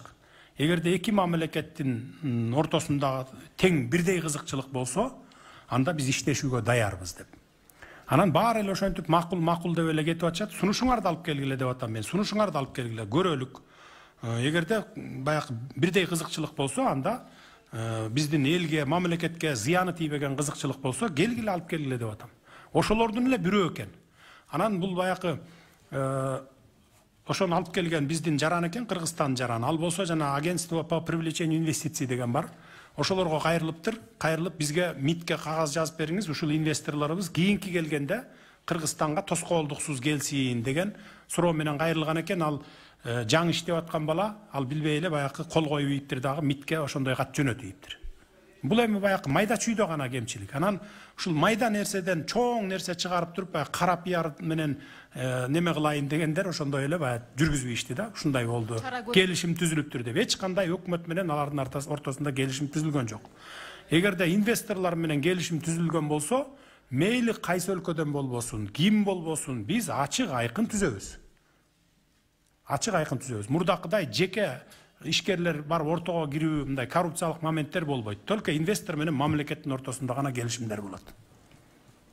Урматтуу кесиптештер, бир гана суроо берсеңиздер убакыт тарып атат. Экинчи суроого келгенде микрофон өчүрүлөт. Китеп боюнча акыркы жолу эмне үчүн бай өлкөлөр абдан бай болуп кетет дагы, кедей өлкөлөр эмне үчүн абдан кедей деген китепти окудум да. Ошону окуп чыктым. Экинчи микрофон келкел журналы, андан кийин спутник. Сиз азыр эле өз сөзүңүздө мен ошол адилетсиздиктерди жөн термин сезимде айтып өтпөдүңүзбү? Биздин Кыргызстанда негизинен мындай адилетсиздикти менен отырган камакта адамдар көп, муну баарыбызга да белгилүү. Ошондой жакын эле ошол адамдарга бир үмүт берилгиле да, ырайым берүү тууралуу, жаңы президенттин милдетин аткаруучу тарабынан ырайым берүү тууралуу кандайдыр бир эмелер болот деп, иш чаралар болот деп. Бирок кайра эле ошол эле учурда кайра эле бул ырайым берүүгө президенттин милдетин аткаруучунун укугу жок деп айтып чыгышты да. Анан биздин редакцияга миңдеген энелерден, алардын бирден бир үмүтү балдары да. Ал бала кандай болбосун алар үчүн эң жакшы адам. Ошолордон каттар келип, биз жөн эле үмүттөндүкпү, бул жөн эле алыксатуубу, эч кандай ырайым берүү болбойбу, бул кишинин укугу жокпу, биз бул улубузга абдан ушул адилетсиздикти жон термен сезген адам катары ишендик эле, бул кандай болот деген суроолор келип түштү да. Мен ошолордун энелердин атынан, ошол эне катары ошолордун абалын сезип, ошол суроону бергенге атайын келдим эле. Рахмат. Рахмат. Ооба адилетсиздикти мен жон терим менен көрдүм, сездим. Аны өзүңүздөр деле билесиздер. Мына мен биринчи камалган кезде баягы 2012-жыл болчу. Анан жана эжем жөнүндө сөз болуп кетти, ошол эсиме түшүп айта кетейин дедим.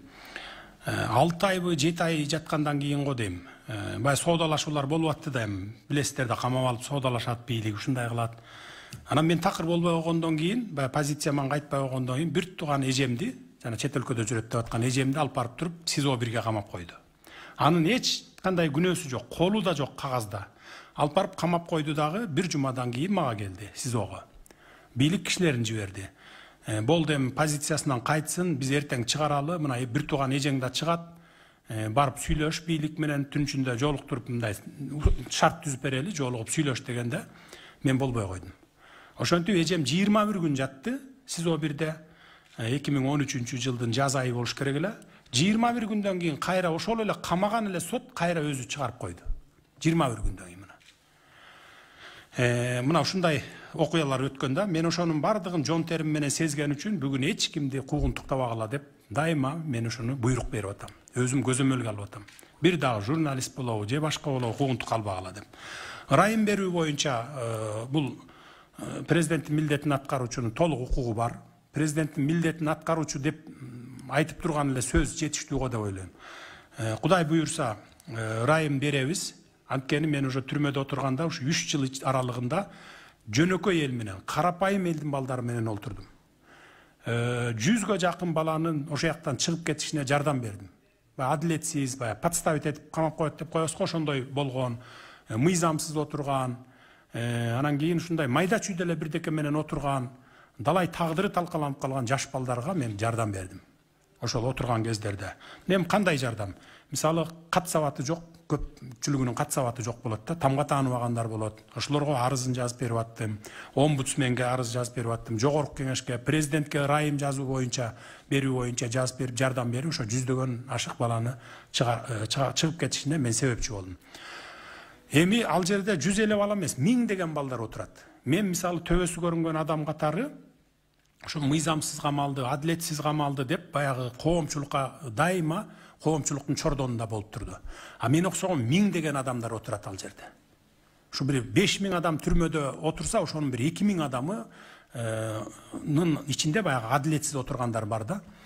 Алар жалаң карапайым калктын балдары. Бир чиновник же болбосо бир чиновниктин баласы жок. Кантип отурат ал? Мисалы, мурда баягы биздин союздан бери калган адат бар да, ушул ички иштер кызматкерлери тарабынан, мисалы оперлердин тарабынан, мисалы бир роудуда 5 опер болсо, опер кызматкери болсо, 3 кылмышкерлерди кармап келе баштайт, баягы неме болот, баягы результат көрсөтөт, а 2 кармап келе албайт. Анан баягы башчысы отуруп, бул үчөөнөн не айырмаң бар деген отчет алат да, талап коет да. Силер булар монча кылмышкер кармап атат, силер кармабай атасыңар деп. Анан бер көккө чыгып эмне кылат? Кылмышкер жок болсо бирөөнүн чөнтөгүнө бир анашаны таштай коет, же болбосо бирдеке таштай коет, бир ок салып коет, же пистолет салып коет, мына моуну мойнуңа ал деп туруп, ошону менен сотко алып келип, соттоп түрмөгө айдап ийген учурлар өтө көп кездешет. Мына бүгүн дагы бар да ошондойлор. Мына ушундай адамдар өтө көп, толтура. Анан мен азыр ошону талап кылып атам. Андай результат дегенди таштагыла. Мындай далил менен гана иштегиле, далил жок болсо антип талап кылып, сен результат бербей атасың, сен иштебей атасың деген талапты койбогула. Ал баары бир ошол кызматкер болуп иштеп аткандан кийин эл арасында профилактика жүргүзүп атат, сүйлөшүп атат, башка иш менен ишип атат, ошон үчүн зарплата алат мамлекеттен деп. Ал эми камакта жаткандарды бүгүн эртең кагаздары даяр болсо ырайым берип чыгарабыз. Бул жерде баягы адилетсиз жаткандар жөнүндө кеп болуп атат. Анан майда чүйдө кылмышкерлер да бар анын арасында, аларды да чыгарабыз. Анткени биз ошо 1000 деген адамдарды түрмөгө камап алып, биз миллиарддаган сомдорду жумшап чыгым болуп атабыз. Бизге мамлекетибизге эки жагынан зыян келип атат. Биринчи, элдин акчасын коротуп аларды багып атабыз. Экинчи, аларды үй бүлө, бала чака, эн ата, бир туугандарынан ажыратып коюп, түрмөдө кармап жатабыз. Мына ушул себептерден гана биз болушунча баягы ревизия кылып, баягы 2000ге жакын адам неме жазган экен, баягы ырайым берүү боюнча. Анын арасынан ошол азыр ырайым берүү комиссиясы карап атат, жаза аткаруу мекемелери карап атат. Ошолорду маган списогун алып келсе, ырайымды беребиз. Бул жерде мен ачык эле айтып коеюн, дароо эле азыр эле айтып коеюн. Киши өлтүргөн, жанагындай оор кылмыш жасаган, дайыма кылмыш жасаган, анан кылмыш чөйрөсүнүн мүчөлөрү бул жерде жок. Аялдар бар бул жерде, кичинекей балдары менен түрмөдө жаткан, боюнда бар аялдар, 3 жашка чейинки аялдарын багып аткан, 3 жашка чейинки балдарын багып жаткан аялдар бар. Анан сыртта баягы детдомдого кетирген, ошол түрмөдө жатканда 3 жаштан кийин балдарын детдомго айдап ийет, же болбосо туугандар алып кетет. 3 жашка чейин ошол жерде түрмөнүн ичинде багат аялдар. Мына ошолорду чыгарып атабыз.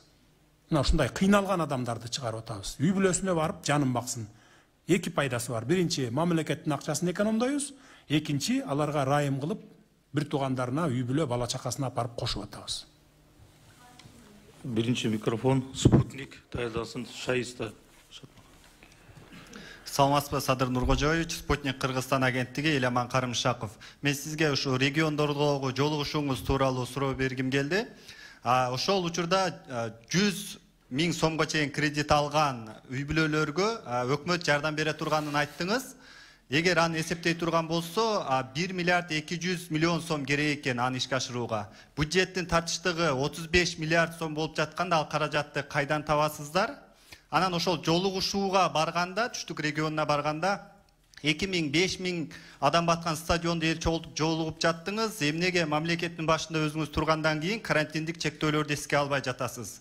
Буну бир жагынан шайлоо алдында мамлекеттин эсебинен агит кампаниясын жүргүзүп алды деп атап жатышат. Буга кандай комментарий бересиз? ушундан кийин таза шайлоо өткөрүүгө ишенсе болобу? Эми жолугушуулар боюнча жана дагы айтып өттүм, азыр дагы кайталап коеюн. Биз тигил айтып атат, бул айтып атат, бул журналист минтип жазып атат, же тиги сайт ушинтип жазат деп алардан коркпошубуз керек. Биз иштин көзүн көрүп тургандан кийин кыргыз элинин, кыргыз мамлекетинин тынчтыгы үчүн иш алып барышыбыз керек да. Биз ал тигил немелерден коркпостон ошондой алып барышыбыз керек. Мен жана дагы айтып өттүм, эгерде биз 2010-жылдагыдай көзөмөлдөн чыгарып ийсек, биз алдын ала профилактика иштерин жүргүзбөсөк, анда деген улуттар аралык жаңжал чыгып кетсе, сиз айтып аткан баягы COVID-19 биякта эле калып калат да. Мына ошол максатта бардык. 2010-жылы билесиздер да, көзөмөлдөн чыгарып ийген да. Эч ким барган эмес. Ош жердеки улуттук коопсуздук кызматкерлери кат жөнөтүп турган. Мына эртең болуп кеткен атат, бүрсү күнү болуп кеткен атат дегенде, эч кимиси тымпыйып жатып алган, үйлөрүндө уктап жаткан. Мен антип жаткым келген жок. Барып көзмө көз жолугушуп, ошолорду басып келдик. Макулдашып келдик. Андайга барбагыла. Бул эки элге Кыргызстандын ичине жакшылык алып келбейт. Бул күндөр дагы өтөт. Ошон үчүн чыдагыла деп, ошолордун башчылары менен, диаспоралар менен жолугушуп келдик. Көзмө көз. Ал эми кредит боюнча 100 000 сомго чейин алынган кредиттер бул абдан көп экен. Анткени өзүңүздөргө белгилүү, 100 000ге чейин кандай адамдар кредит алат? Турмушу начар, баягы ылдыйкы слойдо жашаган жарандарыбыз алат. Биз ошолорго караштырып туруп, бюджеттин эсебинен эмес, бул бюджетке кирбеген акча. Бюджетте пландалбаган акча башка источниктерден таап туруп 1 миллиард 200 миллион сом жумшадык. 100 000 сом алган, 100 000 сомго чейин алган кредит алган жарандарыбыздын 3 айлык проценттерин жаап берели дедик. Анткени булар өзүңүздөр билесиздер, 1 жылдан бери эле, 2 жылдан бери эле суранып келатпайбы? Даже андан дагы ар жактан бери суранып келатат. Андан сырткары могул март айынан баштап пандемия башталганда ишсиз туруп калышты көбү. Базарлар жабылды, көп бизнестер токтоду.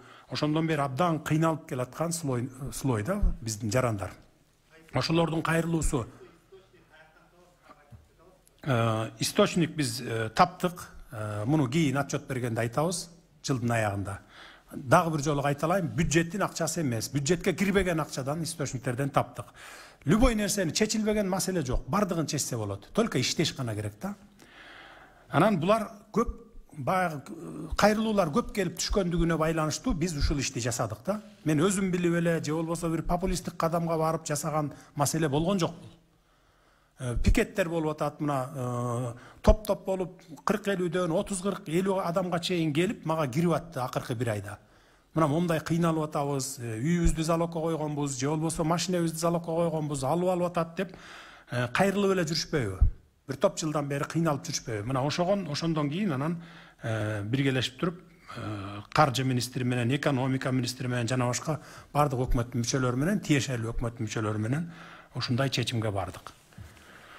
Экинчи микрофон Суперинфо Гезити Шаиста, андан кийин клуб КЖ. Саламатсыңарбы? Супер ТВ, Шаиста Шатманова, Садыр Нуркожоевич, сизге мындай суроо бар. Эгемендүү Кыргызстандын 30 жылдык тарыхында ажоолор ажыдарга айланып кетет деген бир мындай кызыктуу хикая жүрөт биздин коомчулукта. Анан ошо ажыдарга айланып кетүүнүн негизги көрсөткүчү катары, негизги десем ошо көрсөткүчтөрдүн бири катары да азаттыкты ажоолор айтып баштайт, туура эмес маалымат таратып баштады депчи. Сиздин өлкө башчылыгына келгениңизге бир ай убакыт болду. Сиз дагы ошол салтты кыйгап өткөн жоксуз. Анан чочулоо жокпу сизде? Мындай ажыдарга айланып баратам или айланып кетем деген. Иммунитет барбы ошого? Ажыдарга айланбайбыз. Буга мен өзүм ишенем. Ажыдарга айланбайбыз. Биз өткөндөн сабак алышыбыз керек. Өткөндөрдүн катасын кайталабайбыз. Ошондуктан мен буга кепилдик бере алам сиздерге.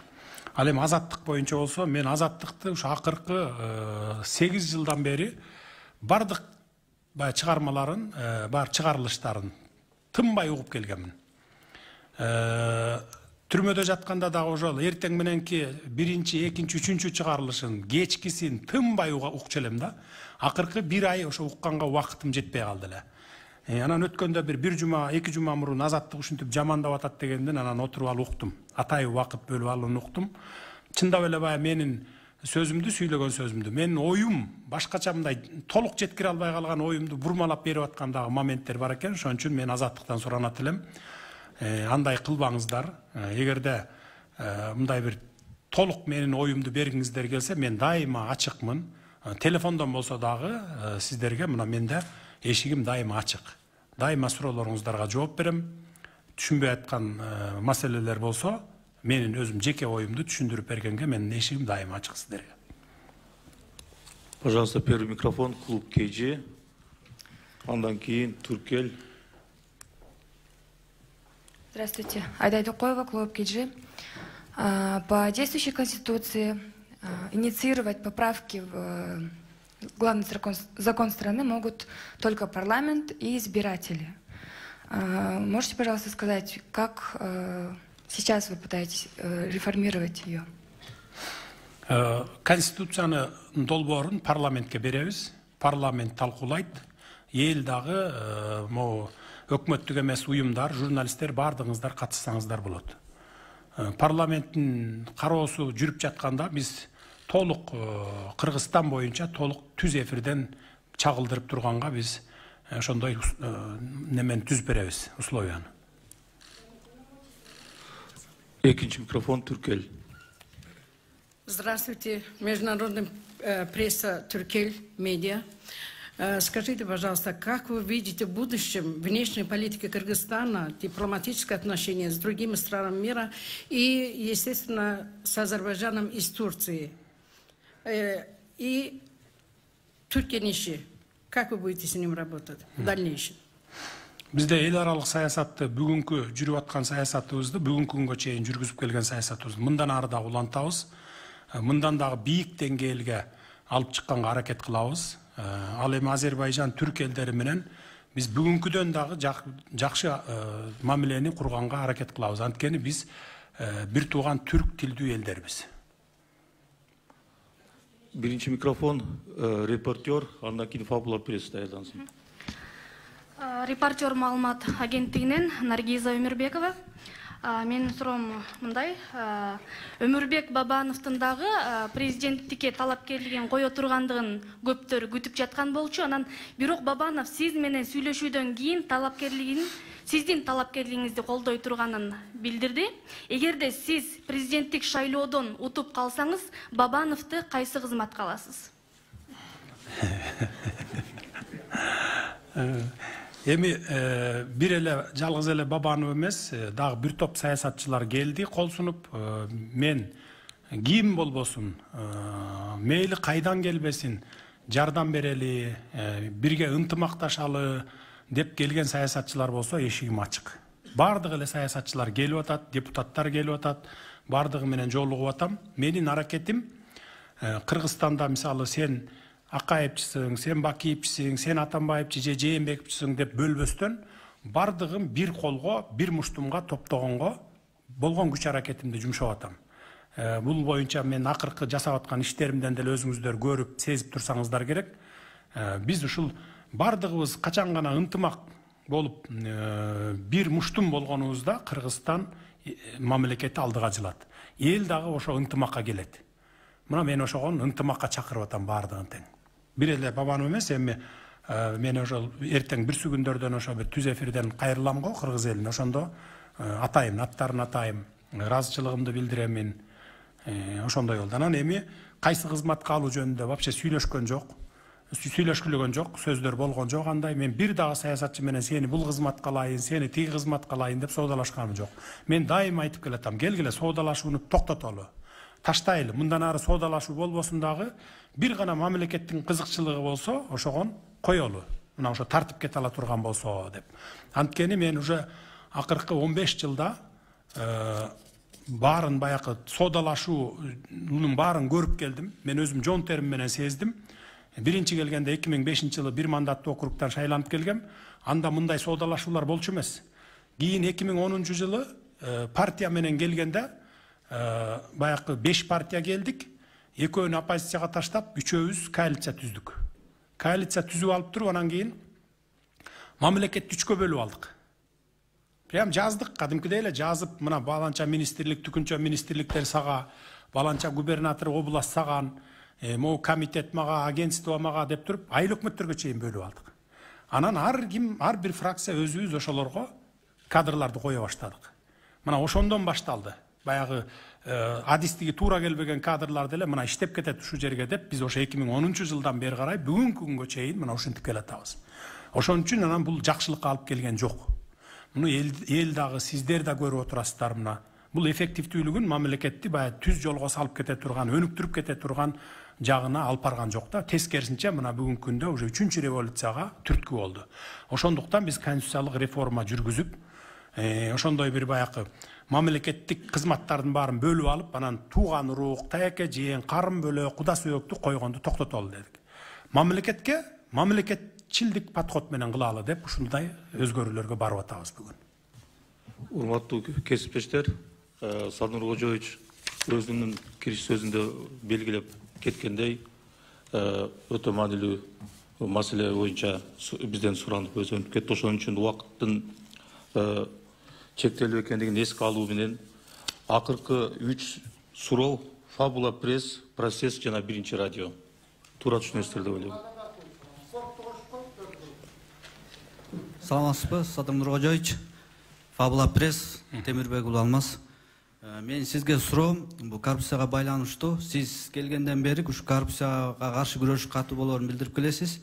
Мына 2018-жылдан бери Кыргыз темир жол ишканасы менен Меридиан логистик сервис компаниясы тарабынан мамлекетке 6.292.000 сом зыян келтирилиптир. Бирок бүгүнкү күнгө чейин ушул зыян өндүрүлбөй келет да. Ушул боюнча кабарыңыз барбы? Болбосо эгер ушуга көңүлгө алып мамлекетке өндүрүү жагын карайсызбы? Зыян келтирилген жоопкерчилик каралабы? Ушуга жооп берип коесузбу? Кабарым жок экен, бирок мен жазып алдым. Муну азыр тапшырма берейин, баргандан кийин анан текшертип туруп, массалык маалыматтар каражаттар аркылуу сиздерге жообун берип коеюн. Коррупцияга кимдин гана тиешеси болбосун, мейли Кыргыз темир болобу, жөнөкөй жаран болобу, чиновник болобу, коррупцияга тиешеси барлардын бардыгы жазасын алат. Эгерде төлөбөй жүргөн акчалар болсо, сөзсүз түрдө төлөйт. Процесс кечи. Урматтуу Садыр Нуркожоевич, процесс кечи болот. Жапар, мен бир суроо болот. Сиз 15-нде президенттин милдетин тапшырып бересиз да, ошондо өкмөт башчылык милдетти да тапшырып бересизби биротоло? Анан экинчи суроом ошол эле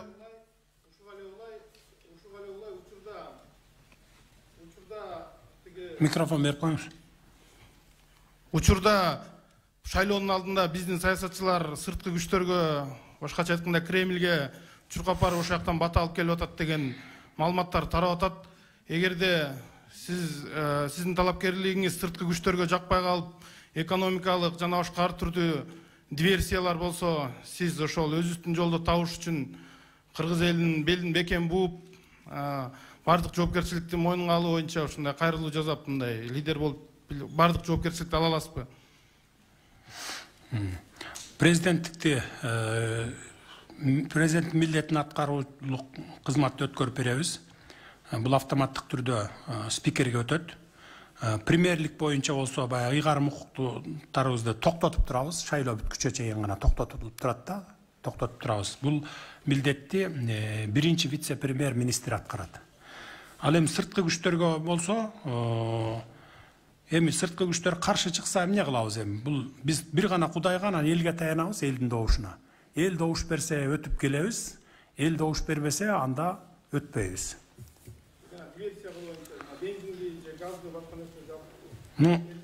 Мен ишенем, союздаш мамлекеттер, коңшу өлкөлөр мындай жолго барбайт го деп мен терең ишенем. Биринчи микрофон, биринчи радио. Саламатсызбы, Садыр Нуркожоевич, биринчи радиодон Гүлжан Каражанова. Мен бере турган суроо мындай болуп атат. Бүгүнкү күндө билесиз, буга чейин деле ушу мекендештердин, мигранттардын өлкөнүн экономикасына кошкон салымы зор экендиги айтылып келет. Буга чейин айткан элеңиз ушул мигранттарды кайтарып келүү боюнча, алып келүү боюнча бир программабыз бар деп. Мунун реалдуулугу канчалык түрдө аларды кайра келгенде жумуш менен камсыз кыла алабыз, кандай кыла алабыз? Ушул жакта да өзүңүздүн пикириңизди айтып берсеңиз. Мигранттар булар эмне үчүн мигрант болуп кетет? Анткени бизде Кыргызстанда иш орундары жок, аз болсо, айлык аз, ошон үчүн мигрант болуп кетет. Эмне үчүн? Ошол чет өлкөдөн барып көбүрөөк акча таап, анан квартира алайын, үй салайын деген көбүнчө жаштар кетет да. Анан кийин буларды ушу кайтарып келүү жолун биз караштырып атабыз. Анткени чоң мамлекеттик долбоорлорду инвесторлор менен бирге же болбосо мамлекеттин өзүнүн күчү жеткен долбоорлорду иштетип баштасак, жумуш орундары пайда болот. Андан сырткары ушул кече күнү мына инвесторлор келди. Биздин Сез Бишкекте 200 гектар жерибиз бар. Мамлекетке тиешелүү. Ошол жерге бир чоң шаарчаларды куралы деп атат. Мисалы Манас Сити деп атап, ошондой куралы мамлекет менен биргеликте деп атат. Андан сырткары чоң проектлерибиз бар, КЕСтер боюнча жана башкалар боюнча 20 000, 30 000 орундар түзүлө турган иштер бар. Биз ошолорду баштасак, анан ушу мигранттарды алып келели деп атабыз. Жанакы чоң шаарларды курганда, ал жерде ушу мамлекеттин да үлүшү болот. Сөзсүз түрдө ошол мамлекеттин үлүшүнө тийген квартираларды биз ипотека катарында, мисалы бир көп мөөнөт менен берсек болот да, баягы процентин кошпой. Азыр бизде 6%, 9%, 10-15ке чейин берип атат го ипотеканы мисалы. Ипотека менен бергенде ошол мамлекеттин жардамы катары ошо жаштарга пайызсыз эле ошол өзүнүн себестоимосу канча болду, ошону менен берсек, ошондо биз көп мигранттарды кайра кайтарып алганга мүмкүнчүлүгүбүз болот да мамлекет. Биз ушул иштерди ишке ашырабыз деп пландаштырып турабыз. Бул эми тетиги бир 4-5 айдан кийин, 5-6 айдан кийин башталчу окат да бул. Кабыл Макешевто кыска.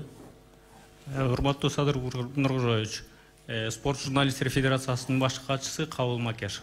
Мен бул жерде саясий, экономикалык гана маселелер суроолор берилди. Мен спорт тууралуу кыска суроо берейин деп атам. Эмдиги жылы Токио Олимпиадасы башталган.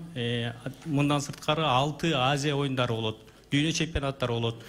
Токио Олимпиадасына 5 гана спортчубуз лицензия жолдомо алды азыркы учурда. Анан ошо лицензия ала турган мелдештерге анан Токио Олимпиадасына жана Азия оюндарына бөлүнгөн каражаттардын көбү экономикалык кырдаалга байланыштуу кыскарып кетип атат да. Ушуну көзгө алсаңыз, көзөмөлгө алып. Себеп дегенде Кыргызстанды дүйнөгө тааныта турган бирден бир тармак спорт болуп эсептелет. Кыргызстанды ошо эл аралык аренада спортчулар таанутууга мүмкүнчүлүк түзүп берүүгө аракет кылсаңыз суранам. Канча суммада кыскартып жиберет атат? 1,5 миллиард бюджетке бөлүнгөн, азыр уже 50%ке жакыны кыскартылып кетип атат. Жылдык бюджетиңер 1,5 миллиард бөлүнгөн, Макул, эске алып караштыралым. Кыска дагы суроо Азия ТВ ошону менен бүтүрөлү. Саламатсызбы, Садыр Нургожоевич, Азия ТВ, Бакытбек Болсунов. Экс-президентибиз Сооронбай Жээнбеков ушу кетип атканда Кытай, Кыргызстан, Өзбекстан темир жолунун саясий сүйлөшүүсү бүттү, эми иш баштайбыз деген. Ушул долбоор менен таанышып көрдүңүзбү? Деги эле иш качан башталат экен? Анан экинчи суроо, президенттик шайлоо. Бир эле суроо.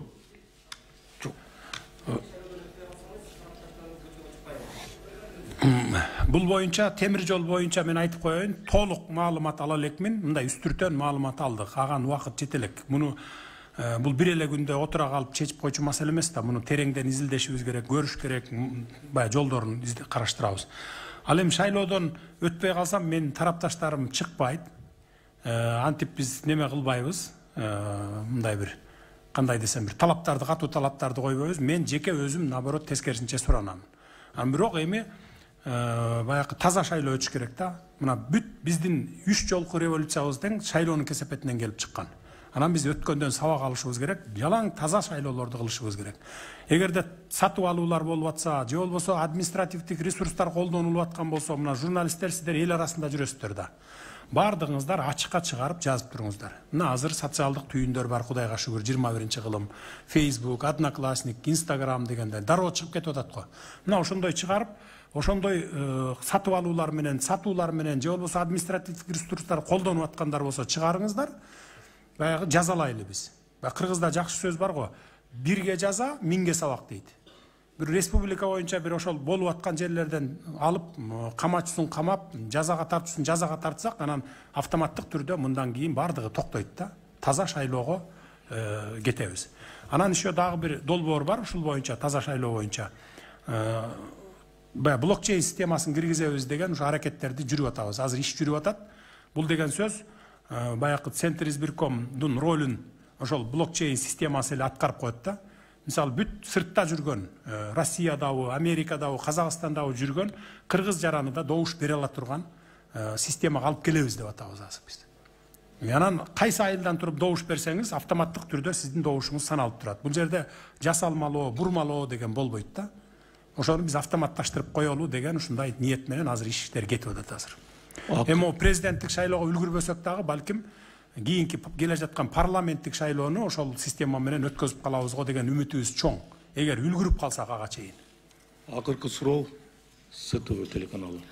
Здравствуйте, Садыр Нургоджоевич, Рахат Батырбекова, журналист Чуйского медиацентра СТП. Вы только что сказали, что мы голос народа, то есть СМИ. К нам в редакцию не раз обращались граждане Кыргызской республики о том, что они не могут вылететь из страны, то есть в Российскую Федерацию. И в последний раз к нам обратилась студентка Кемеровского университета. При наличии всех документов она не может вылететь в Россию, именно в Москву.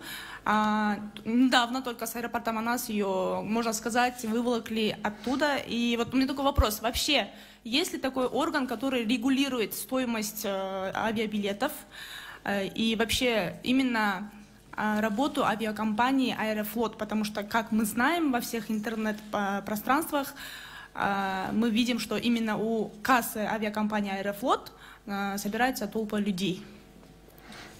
Бул маселе боюнча бул биздин мамлекет тарабынан буттосуулар болуп аткан жок.